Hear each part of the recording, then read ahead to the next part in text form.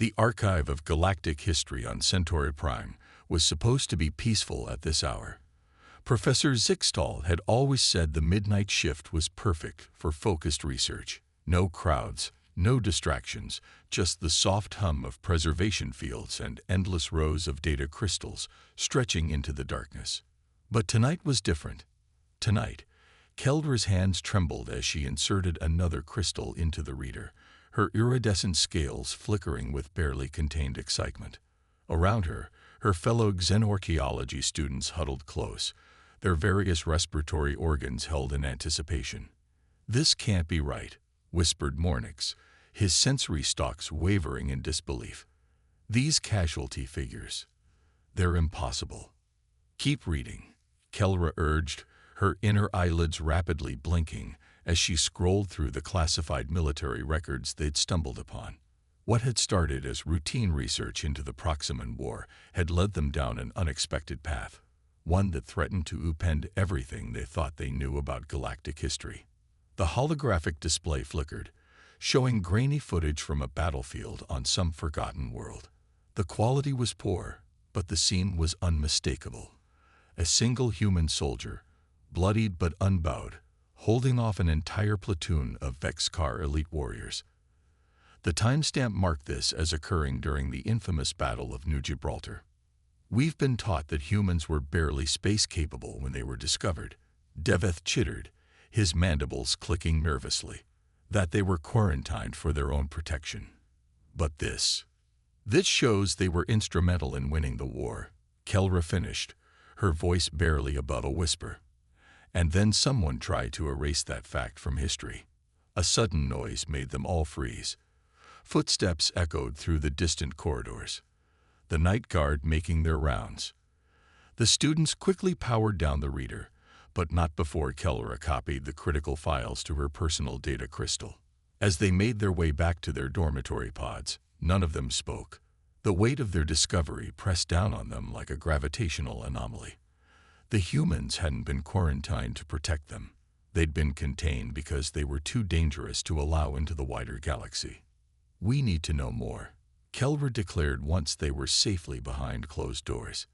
"These records mention a human veteran still living on the outer colonies, someone who was there during the Battle of New Gibraltar." "You can't be serious," Mornix protested, his sensory stalks now fully erect with alarm. "If we're caught pursuing this, if we don't pursue this, we're complicit in the greatest cover-up in galactic history," Kelra countered. "Our entire understanding of interspecies relations is based on a lie. Don't you want to know why?" Deveth's mandibles worked silently for a moment before he responded. "The end-term break starts next week. If we're going to do this, that's our window." Kelra nodded, her scales now glowing with determination rather than nervous energy. She knew they were crossing a line, one that could end their academic careers or worse. But the truth hidden in those ancient records called to her.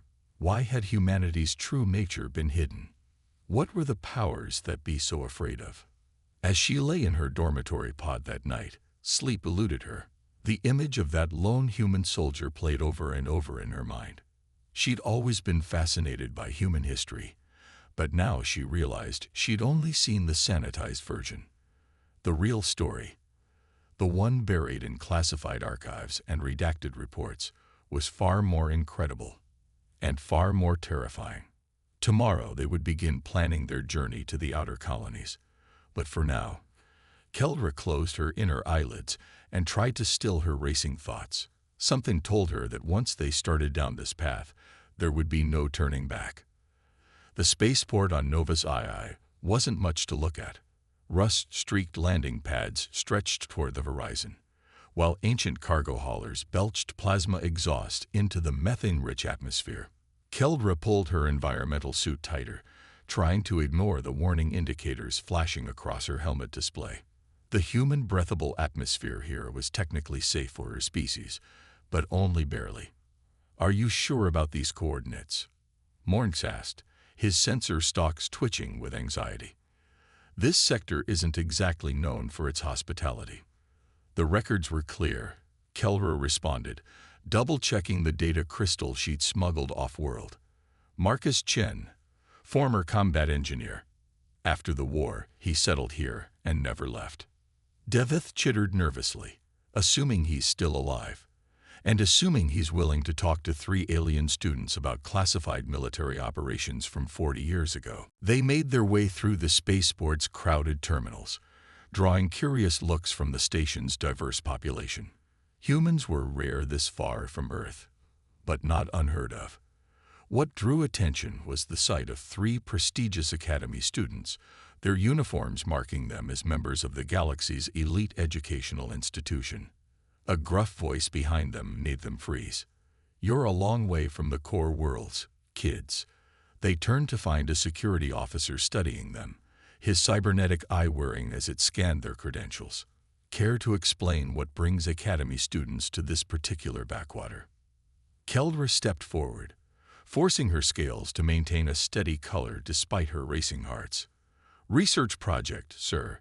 Studying the economic impact of human integration in frontier settlements." The officer's organic eye narrowed. "Funny. Had another group through here last week, asking questions about humans, specifically about veterans." He tapped his comm unit. "Maybe you should come with me, explain your research to my supervisor." What happened next occurred so fast that Keldra's optical processors barely registered it. A maintenance drone malfunctioned spectacularly, spraying coolant across the terminal. In the ensuing chaos, someone grabbed her arm, pulling her and her friends through a service door. Their rescuer was a weathered human female, her gray hair pulled back in a tight knot. "Marcus said you might come," she said without preamble. "Though he hoped you wouldn't. You kids have no idea what you're poking at." "You know Marcus Chen?" Devith asked, mandibles clicking rapidly. "Known him for 30 years. And if you want to meet him, you better come with me now." "Those security officers, they're not really station security. And they've been waiting for someone like you to show up." Keldra exchanged quick glances with her companions. Every academic instinct screamed that this was a trap, that following a stranger through the maintenance tunnels of a frontier spaceport was monumentally stupid. But they'd come too far to turn back now. "Lead the way," she said. Their guide, who introduced herself only as Sarah, led them through a maze of service corridors, eventually emerging in a shabby residential block far from the main terminals. The whole time, she kept up a stream of questions, testing their knowledge of events they'd only recently discovered in the archives. "So you found the new Gibraltar files," she said as they climbed a creaking lift tube. "What else?" "Records of something called Project Lazarus," Keldra replied carefully, "and references to why the quarantine was really implemented." Sarah's face hardened. "Lazarus. Haven't heard that name in a long time." She stopped at a nondescript door, pressing her palm to the scanner. "Last chance to walk away, kids. Once you hear what Marcus has to say, there's no going back. No returning to your comfortable academic lives pretending the galaxy works the way your professors taught you." Keldra thought of the footage she'd seen, of humans fighting with impossible determination, of the classified reports detailing abilities that defied conventional biology, of the growing certainty that her civilization's entire relationship with humanity was built on carefully constructed lies. "We need to know the truth," she said. Sarah nodded, a grim smile crossing her weathered features. "Then let's go meet Marcus, and hope the Containment Bureau doesn't catch up to us first."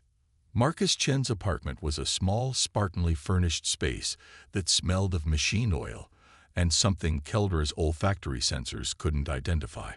The man himself sat in a worn cargo pilot's chair, his cybernetic legs propped up on a crate of spare parts. Despite his age, his eyes were sharp and alert, studying each of the alien students with unnerving intensity. "So," he said after Sarah made the introductions, "you found the new Gibraltar files. Guess it was bound to happen eventually. Universe has a way of letting the truth slip through, no matter how hard they try to bury it." "We have so many questions," Keldra began, but Marcus held up a hand. "Before we get to that, you need to understand what you're dealing with. The Containment Bureau isn't just some bureaucratic agency. They're willing to kill to keep humanity's true nature hidden. The fact that you made it this far means they're already moving against you. As if to emphasize his point, a distant explosion rattled the building's foundations. Sarah moved to the window, her expression grim. They're here, sooner than I expected. Marcus stood with fluid grace that belied his artificial limbs. No time for the full story then. Short version. Humans aren't just another spacefaring species. We're something your leaders consider far more dangerous. He moved to a hidden panel in the wall, revealing a cache of weapons that made Deveth's mandibles click in alarm. The quarantine isn't to protect us. It's to protect the galaxy from what we can do. What we become when we're pushed too far. I don't understand, Mornix said, his sensor stalks wavering in confusion. Another explosion, closer this time. Marcus tossed Sarah a weapon she caught with practiced ease. Humans don't just fight wars, he explained, checking the charge on his own rifle. We evolve through them. Each conflict makes us stronger, more adaptable. The Proximan War showed that in ways that terrified the Galactic Council. Project Lazarus, Kelra breathed, remembering the classified files. Got it in one, kid. They thought they were studying our recovery rates from injury. What they actually documented was our species actively evolving in response to combat stress. Getting faster, stronger, developing resistances to weapons that should have killed us. By the end of the war, some of us were practically unkillable. The building shook again.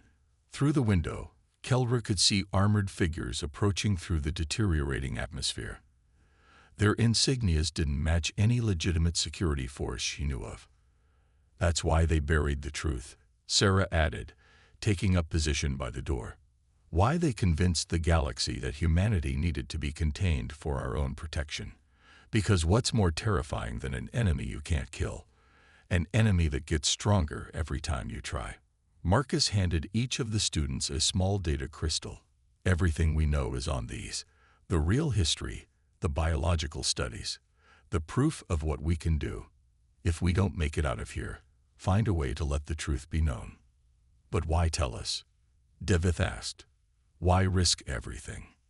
Because the quarantine is failing, Marcus replied, his expression hardening. Humanity's starting to remember what we can do. And when the containment breaks, not if, when, the galaxy needs to be ready. They need to understand what we are, or there'll be panic. Maybe even war. And trust me, nobody wants to see what humanity would evolve into during a full-scale galactic conflict. The door's security panel flashed red. Someone was trying to override it. Sarah took up a firing position, while Marcus ushered them toward a concealed passage in the back wall. Wait, Kelra said, her scales flickering with sudden understanding. You knew we were coming. You wanted us to find those files. Marcus smiled, and for a moment she saw the soldier he must have been, the warrior who had helped break an empire. Smart kid. The truth needs witnesses. Now go. And remember, what you're carrying isn't just information. It's a warning. Use it wisely. As they fled through the hidden tunnel, the sounds of combat erupted behind them. Kelra clutched the data crystal, her minds racing with the implications of what they'd learned.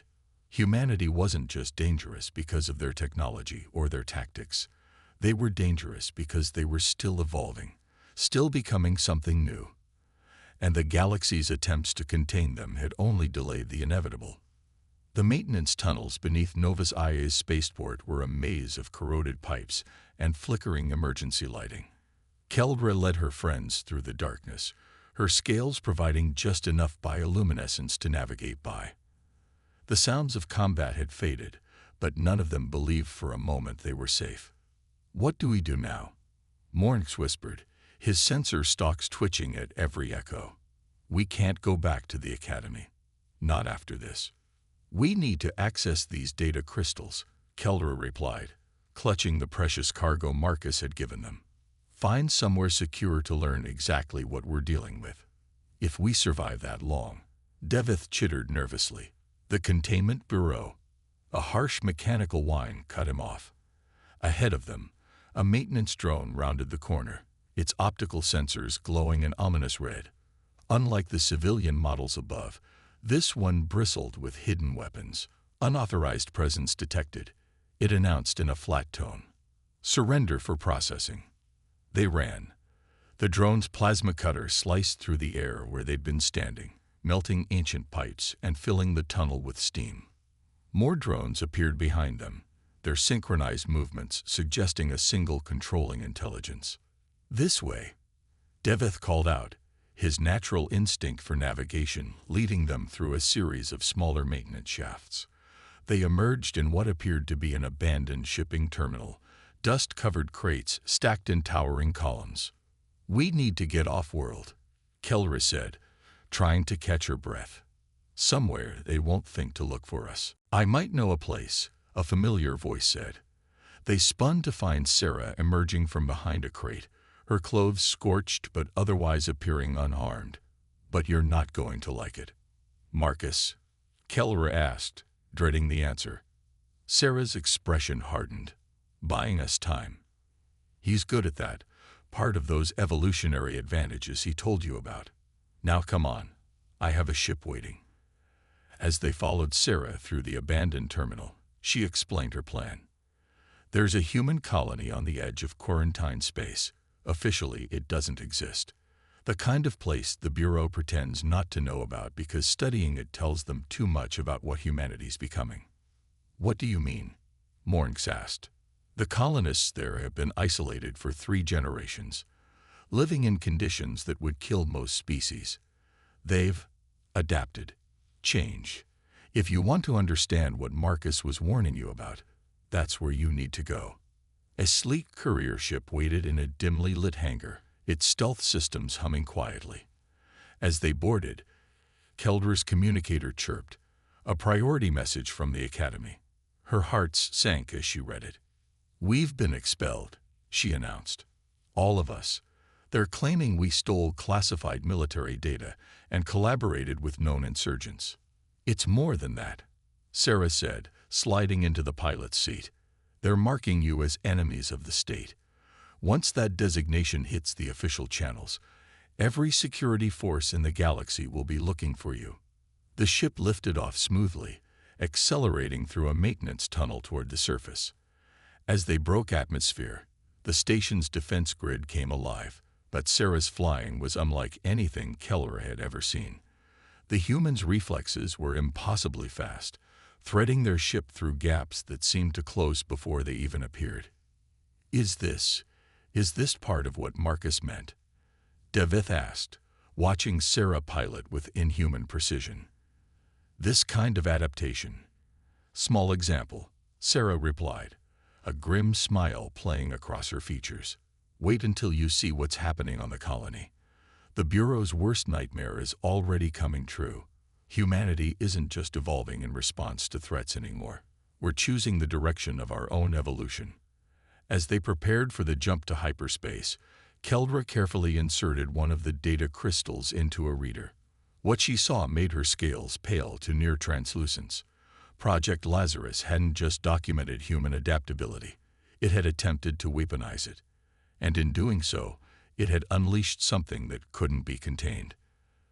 The files showed humans recovering from injuries that should have been fatal, developing resistances to toxins after a single exposure, even passing these adaptations on to their children. But more terrifying were the psychological changes. Enhanced pattern recognition, accelerated learning, and in some cases, abilities that defied conventional science. "The quarantine," she said slowly, "it's not just failing, is it? It's making them stronger." Sarah's expression was unreadable as stars stretched into lines around them. "Evolution loves a challenge, kid. And for 40 years, humanity's had one clear challenge to adapt to: how to break free of their cage." The human colony of New Darwin hung in space like a cracked jewel, its atmosphere swirling with storms that would strip the flesh from most species. As their ship descended through the maelstrom, Kelra understood why the Bureau kept this place secret. Everything about it defied conventional wisdom about human survival limits. "Population 60,000, Sarah announced, guiding them toward a sprawling dome complex. All descended from the original 300 colonists. The Bureau's containment protocols mean no new genetic material has entered this population since settlement. Through the viewport, Keldra saw humans moving about outside the domes without protective gear, seemingly unaffected by the caustic atmosphere. "That's impossible," Devith chittered. "The atmospheric composition alone should be lethal," Sarah finished. "That was true 40 years ago. Not anymore." The landing bay they entered was staffed entirely by humans, each bearing subtle but distinctive variations from standard human baseline. Some had distinctly altered skin texture, others moved with impossible grace in the high gravity. All turned to watch the aliens with eyes that seemed to glow with their own inner light. "Welcome to humanity's future," a voice called out. A tall woman approached, her skin having an almost crystalline quality that diffused the harsh lighting.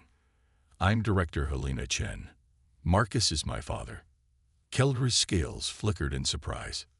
"You knew we were coming." "We see a lot of things coming these days," Helena replied with a smile that held depths of meaning. "The Bureau thinks they're studying us, but we've been watching them too. Learning, adapting, not just to survive here, but to thrive." As Helena led them through the colony, the full scope of human adaptation became clear. Children played in environmental conditions that should have been instantly fatal, their bodies naturally processing toxins that would kill most species. Adults displayed casual demonstrations of strength, speed, and cognitive abilities that bordered on the supernatural. "The quarantine was meant to contain us," Helena explained, leading them to a vast research center. Instead, it created thousands of isolated populations, each adapting to their own extreme circumstances. Some developed enhanced physical capabilities. Others evolved different kinds of improvements. She gestured to a group of researchers working with equipment that seemed to respond to mere thought. "Here, we focused on enhanced neural plasticity, the ability to rewire our brains to interface with technology, to process information in new ways. Other colonies developed different specialties. And now you're sharing these adaptations somehow," Keldra said, remembering the files they'd recovered. "The changes are spreading beyond the isolated populations." Helena's crystalline skin seemed to shimmer. "We're approaching a tipping point. Humanity isn't just adapting anymore. We're directing our own evolution. The Bureau's worst fears are coming true, but not in the way they expected." An alarm blared through the complex. On nearby screens, they watched as a Bureau strike fleet emerged from hyperspace. "Right on schedule," Helena said calmly. "Now you have a choice to make. The Bureau is here for you, but also to finally deal with what they considered the new Darwin problem. You can take the data you have and run. There are still places in the galaxy to hide. Or you can stay and witness what humanity has really become." The choice crystallized for Keldra in that moment. She thought of Marcus, of the soldier in those ancient battle recordings, of Sarah's impossible piloting. Every attempt to contain humanity had only made them stronger. Perhaps it was time for the galaxy to understand why. "We'll stay," she said, her companions nodding in agreement. "The truth needs witnesses, right?" Helena's smile widened, and for a moment her entire form seemed to pulse with inner light. Then watch closely. The Bureau thought quarantine would keep humanity safely contained. Instead, it created exactly the conditions we needed to become something new, something that can't be contained anymore. As the Bureau ships began their attack run, the humans of New Darwin moved with perfect coordination, their evolved abilities working in harmony. Energy fields sprang up, generated not by technology, but by focused human consciousness. Children who had been playing moments before joined in complex calculations that bent space itself.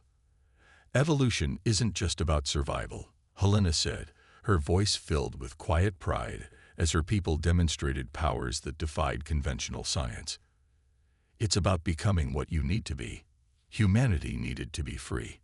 Everything else, every adaptation, every change, every new ability, served that goal. The Bureau fleet never had a chance. Their weapons were met by defenses they couldn't understand, their tactics countered by humans who could process information faster than their computers.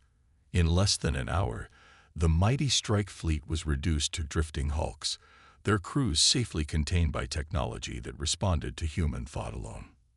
"Send them home," Helena ordered. "Let them report what they've seen. The time for hiding is over."